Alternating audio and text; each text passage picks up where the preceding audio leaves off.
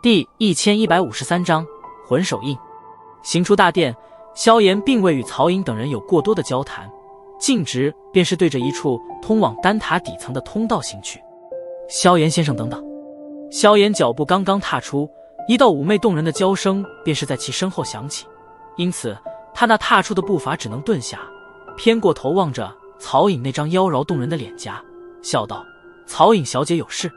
曹颖眼波流转，顾盼间妩媚天成，有种令得人移不开目光的冲动。此刻的他正掩嘴轻笑道：上次与萧炎先生并未深谈，如今有时间，何不一起聊聊？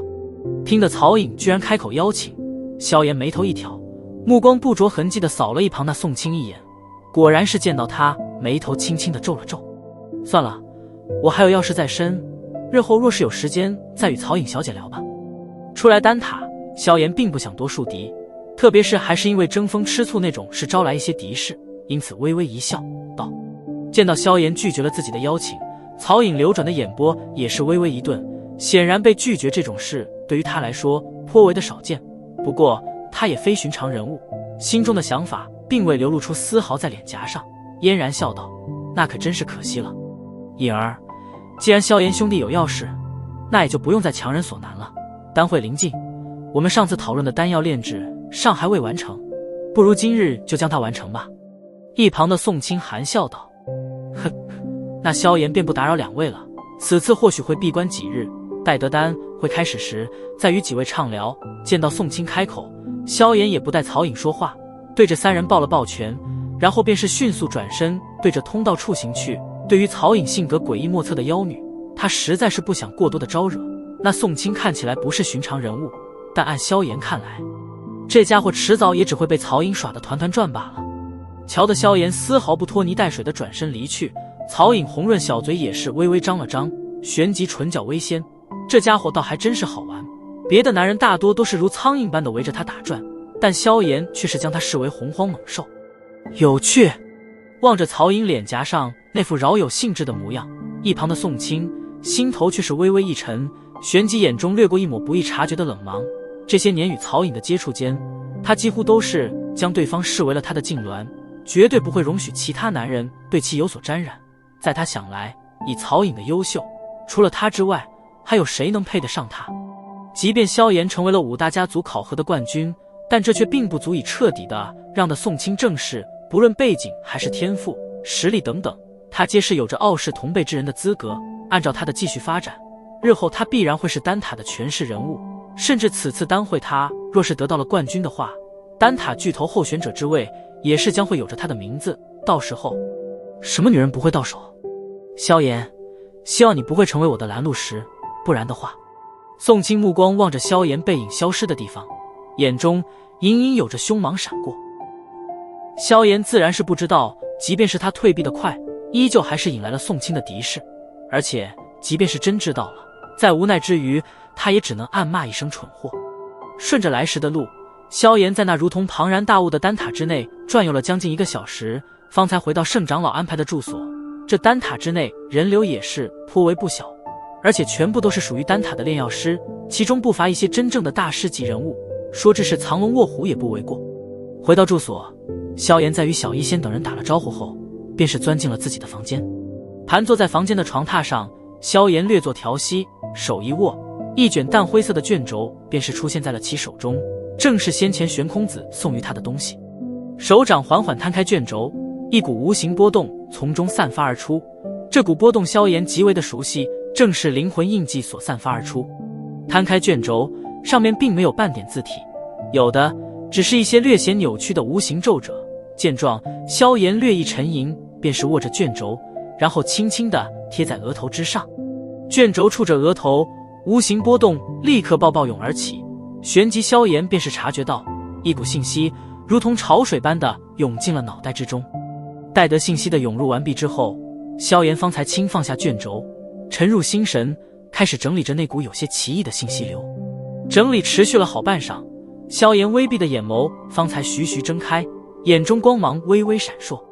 那股信息流正是曹颖所修炼的那套魂技，这东西名为魂手印，又称魂印。在远古时代，魂技与斗技一般，皆是分为天地玄黄4阶，而这魂手印则是一种玄阶高级的魂技，虽说并非极其的高阶，但也算是颇为不错。而它的威力，当日萧炎也已经亲自领教过。而且这东西不同于斗技，由于如今魂技的稀少，与人相战时能够起到出人意料之效。当然，最主要的是这魂手印能够让他逐渐的明白如何最大化的施展灵魂力量，而不用再类似以前那般依靠最单纯的灵魂力量的强横程度来与人对抗。魂手印分3印，萧炎仅仅从曹颖那里偷学了第1印，后面2印却是再无办法偷学。不过好在如今这卷轴上有着完整的记载。这便是魂技吗？果然是与斗技的施展方式有点不同啊。